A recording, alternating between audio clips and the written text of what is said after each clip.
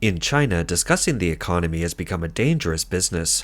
Zheng Yuhuang, a Chinese internet celebrity scholar who served as an associate professor at Tsinghua University in Beijing for 16 years, was recently subjected to a complete online blackout by the Beijing government. During a lecture, police suddenly entered the venue and took him away for questioning. However, these government efforts cannot stop the Chinese economy from declining at a visible rate. In this video, we'll follow Beijing, the capital of China, a city where massive Beijing drifters are rapidly leaving. The most overrated entrepreneurial city in China isn't Shanghai, it's Beijing. Beijing has Zheng Yuhuang, capital and Tsinghua and Peking universities. But let me ask you, if you're an ordinary person with no background, no resources, no funding, and no powerful backers, what kind of business can you start in Beijing? The rent alone will make you question your existence. In fact, during his lecture on June 28th, Professor Zheng Yuhuang's description of the current economy was very mild. He said, China's macroeconomic outlook is pessimistic, but its microeconomic outlook is optimistic, and suggested that the adjustment may last 20 to 30 years, referencing Japan. Previously, on June 18th, a video of Zheng Yuhuang's commentary on the Chinese economy circulated online, attracting widespread attention. In this video, Zheng says it's not the global economy that's bad, only the Chinese economy.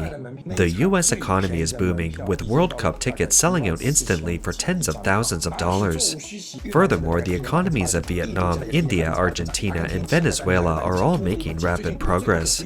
At the end of the video, Zheng Yuhuang only touches on the problems with the Chinese economy, saying he dares not say too much. 2 months ago, his words were more pointed. True security is never achieved by blocking things. Air must circulate for society to truly breathe. Zheng Yuhuang, who taught at Tsinghua University in Beijing for 16 years, resigned to become a self-media creator and founded Yingchuang Academy. On July 1st of this year, this professor received notifications from various short video platforms in China that all his content, thousands of short videos, had disappeared. Why does the CCP not allow scholars to express their pessimistic views? Because a key section of the CCP's recently approved 5-year plan is vigorously promoting consumption, claiming to make Chinese consumers start earning and spending more money. In other words, against the backdrop of tensions with key trading partners like the US, China's strategy is to increase Chinese consumer spending, thereby reducing its reliance on exports and making them a driving force for the Chinese economy. If economics professors tell people that it's not the global economy that's bad, but only the Chinese economy, what will ordinary Chinese people think? How will they dare to consume? People can foresee pay cuts, job instability, or even unemployment. The country's population is aging rapidly and shrinking. Most importantly, the country's social security system is very weak, meaning that after losing their jobs, they will have to find ways to survive almost entirely on their own. Who will dare to consume? This sense of despair can be seen in the rapid exodus of Beijing drifters. China's household registration system is very strict, especially for Beijing. People without a Beijing household registration refer to themselves as Beijing drifters. Let's hear the words from those who have been drifting in Beijing for years, more than 10 years, or even decades. 北漂3年，终于我还是离开北京了。 After 3 years of drifting in Beijing, I finally left. I was laid off 2 weeks ago and decided to end my life in Beijing to meet with my husband. My husband is an engineer, and we've always been in a long-distance relationship since we met and got married. After being laid off, I decided to leave Beijing to end the long-distance relationship and make life real.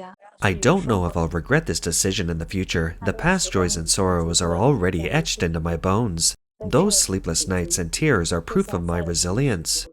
After 16 years of struggling in Beijing, I finally left, laid off by a big company. Today I want to say, goodbye, Beijing, where I've worked so hard for 16 years. 16 years ago, I came to Beijing with only a few hundred yuan in my pocket. Back then, my eyes were full of hope, and I felt I could definitely make something of myself with my abilities. From a damp, tiny basement to a sun-drenched one-bedroom apartment, from a clueless newbie to a capable channel manager. Beijing's hutongs and office buildings, big and small, all bear the marks of my youth and hard work. The blogger said she once thought that as long as she worked hard, she could put down roots in Beijing. But 16 years later, she increasingly realized, of all the lights in the city, not a single one belonged to her. It wasn't until she was laid off by a big company that she had to stop and rethink the life she wanted. Working in Tianjin might only pay half as much as in Beijing, but she could hug her child every day, attend her parent-teacher meetings, and read him a story before bed. She wouldn't have to commute between two cities anymore, and the family could live comfortably and peacefully. That kind of life is enough. 今天正式结束工作。 Today, I officially finished my work, leaving behind a position I've held for over 10 years. My more than 20 years of life as a Beijing drifter are also coming to an end. My feelings right now can be summed up in 2 words: mixed emotions. Now that I've unloaded the burden of work I've carried for half of my life, my first feeling is genuine relief. But beneath this relief lies a deep sense of resentment. I've been rooted in Beijing for half my life, owning a condo, a license plate, and a car. The only thing I haven't been able to get is a Beijing hukou. And my child is about to enter junior high school. The choice regarding education allows no hesitation. After much deliberation, I've finally decided to pack my bags and return to my hometown. Beijing was once a vibrant city with a strong economy. It once boasted thriving industries in technology, education, finance, culture, foreign investment, and tourism. Therefore, this city was once a dream destination for young people across the country. Although life in Beijing is lonely and arduous, those who drifters see it as a process of pursuing their ideals. Wang Feng, a famous Chinese singer, one of his most famous songs is named Beijing, Beijing. On some social media platforms, many Beijing drifters leave comments under this song, saying that they still shed tears when they hear it today.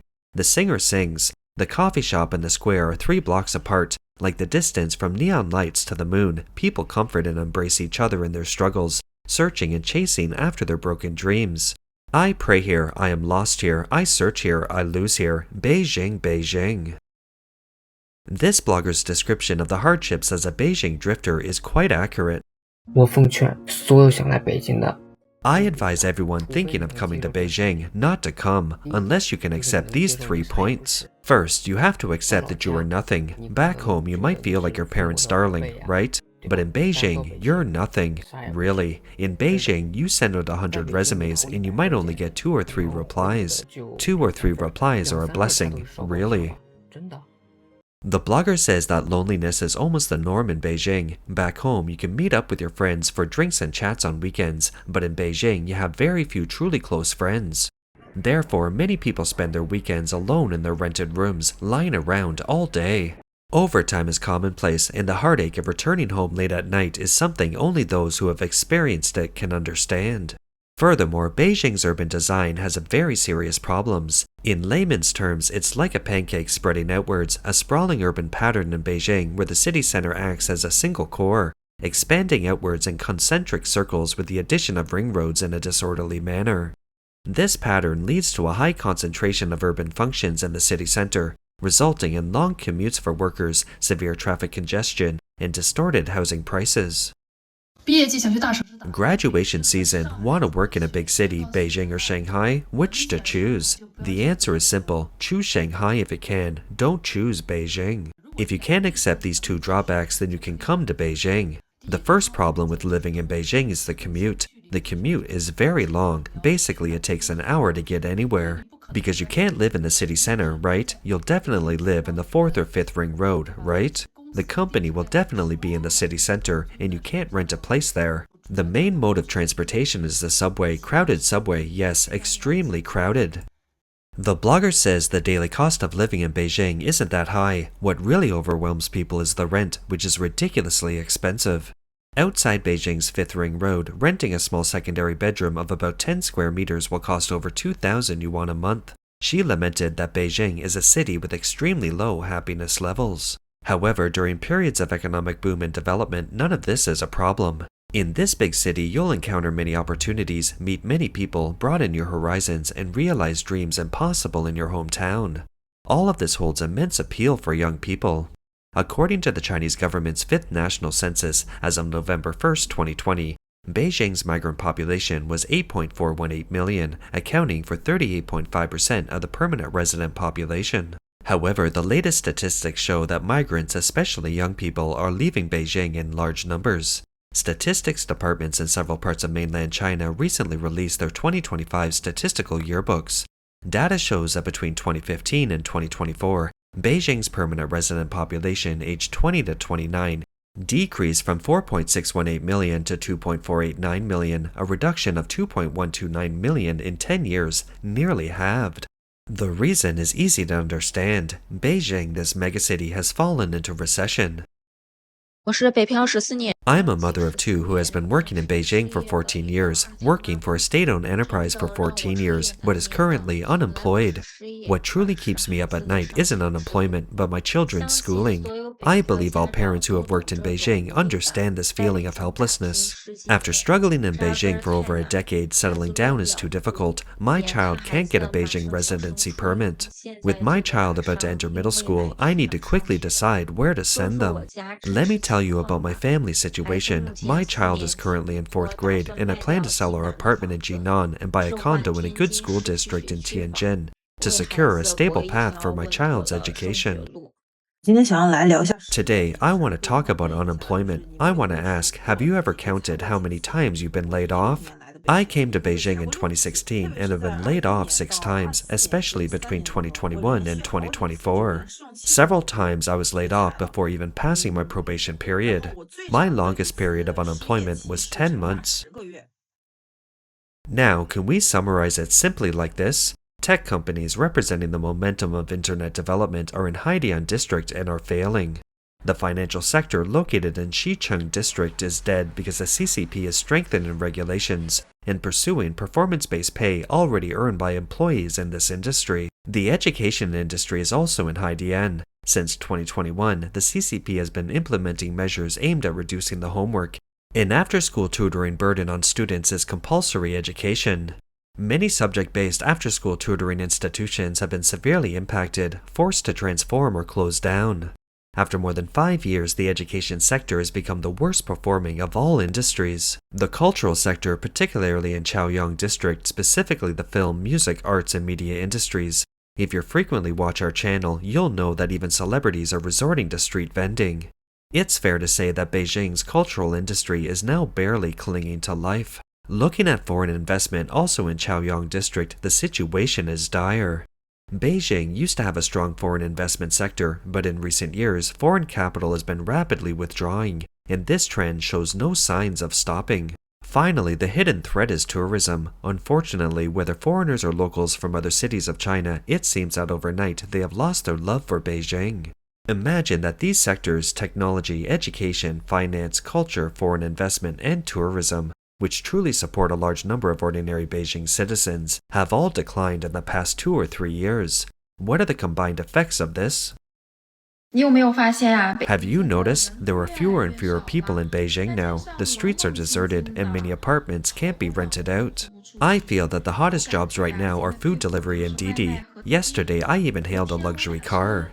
Do you think someone like me earning only 4,000 yuan or $640 a month has any chance of making a living in Beijing? Whether you're selling building materials, wholesaling general merchandise, dealing in real estate, or selling fried food, if you can't sell the produce, you don't need to keep asking, why is there nobody here? If you can't sell the produce, where will you find customers? Stop researching the reasons, it's not your problem. So, it's okay, sleep in a little longer in the morning and pack up your stall a little earlier in the afternoon. How much can you earn in a day running a shop in Beijing? Business has been getting slower and slower since the end of March, and I haven't been able to pay the stall fee for 7 or 8 days in a row. Yesterday, I heard that an old friend was closing down his stall, which is a real pity. We've worked side by side. Although we're in the same industry, we've never engaged in bad competition. Today, there are still very few people shopping, so we've all started playing with our little baby. Our older child used to come to this mall with me 7 years ago. He'd be held by this auntie for a while, then by that auntie for a while, and grow up eventually. Have you noticed that the number of migrant workers in Beijing has been decreasing in recent years? Once upon a time, the streets of Beijing were teeming with migrant workers. Almost every village or urban village in the suburbs of Beijing was packed with them. Especially in the early morning and evening, it was impossible to move. Have you noticed this in recent years? It's all so quiet now. Where have all the people gone? Those above reflect the genuine feelings of ordinary people. Even the potentially inflated data reflects the sluggish economy of the country and its capital, Beijing. China's National Bureau of Statistics reported that total retail sales of consumer goods grew by 1.4% from January to May 2026. In May, total retail sales of consumer goods reached 4.109 trillion yuan, a year-on-year decrease of 0.6%. The data for Beijing is even worse. Data released by the Beijing Municipal Bureau of Statistics shows that from January to May this year, Beijing's total retail sales reached 546.9 billion yuan, a year-on-year decrease of 2.5%. The Beijing Municipal Bureau of Statistics claims that the sharp drop of 4.8% in April and the continued decline in the first 5 months of this year were mainly due to the continued contraction in the sales volume of traditional fuel vehicles and the impact of the decline in gold and silver jewelry prices. Of course, not many netizens believe the government's explanation. Beijing's total retail sales have been consistently negative. In fact, this figure has not increased since June 2024, showing nearly 2 consecutive years of negative growth. Furthermore, observant netizens have noticed that looking at specific districts, Haidian district in Beijing saw a 6.3% year-on-year decrease in total retail sales from January to April, with retail sales of goods decreasing by 8.1%. Haidian district in Beijing is home to many large companies, especially high-tech ones. If even Haidian, a district teeming with programmers and software engineers, is in this state, how can other districts fare? The middle class in Beijing's consumer market consists of highly educated, high-salary individuals, the typical middle class. But even they are struggling, primarily because they bought homes in Beijing and were caught in a wave of layoffs. Many former office workers have started delivering food or driving for ride-hailing services after losing their jobs. People's cash flow has been suddenly locked up, they have no money and dare not spend. Some people at the bottom of society are genuinely going hungry. Fans, something very upsetting and heartbreaking happened to me today. Around noon, I was eating at a self-service restaurant in Huaqiao Auto City. I was halfway through my meal when an elderly woman walked in. She was wearing tattered clothes. When she saw a customer finish their meal, she quickly ran over, picked up her chopsticks, and started eating the leftovers, as if afraid the waiter would take them away if she was too slow. The man felt terrible, so he ordered a generous portion of food for the elderly woman and handed it to her. The old woman thanked him profusely. That's all for today. If you enjoy our content, please give us a thumbs up, subscribe, leave a comment, or share it with a friend. We appreciate your support, and we'll see you next time.